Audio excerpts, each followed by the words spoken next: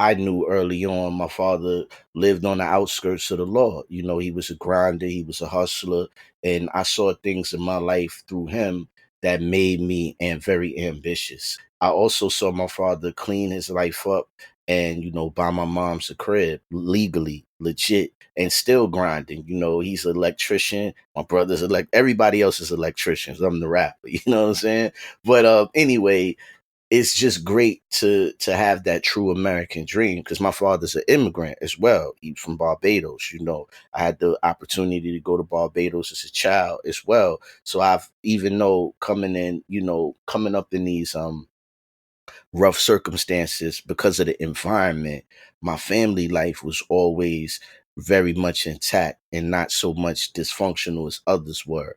But in terms of the prison industrial complex, I also was a victim of that. And I had family members who were victims of the prison industrial complex. My uncle, Bar, did 22 years in a federal prison for maybe a little under a quarter key of crack cocaine, and he actually had 32 years. But the crack laws, the reduction that the Obama administration actually passed, helped put him out of jail and put him out of prison. I actually helped him file those motions, and he did it himself, without a lawyer, without an attorney. He filed his motions to get out of prison.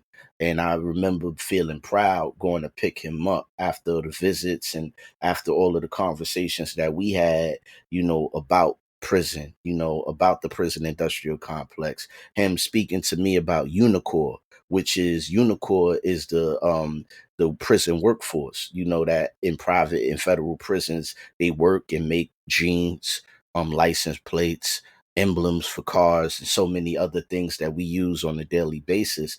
So the prison industrial complex definitely affects many people, especially in communities of color.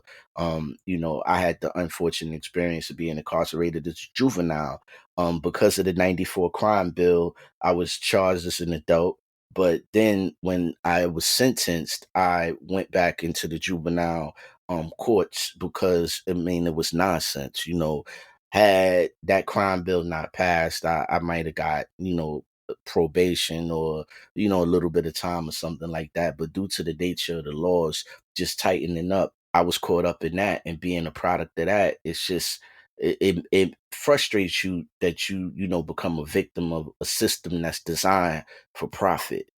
It frustrates you that odds are stacked up against you. You know what I mean? And I've known that my entire life. That's what gives me the ambition and the hustle and the drive to strive for more. I was forced into a GED, but that didn't stop me from obtaining a college degree. I have an associate's degree in information technology, but then music happened, so I just continued to follow the path of music. Literally, while I was in school, I got my first opportunity in 2008. That's when my first album was released on Goon Tracks in Japan, and they paid me well. So I figured, well, I might as well make a living out of this since it's what I love to do. I might as well just turn this hustle into a career and a passion. So that's where I've been since '08, working, you know, MCing full time, working part time, or vice versa.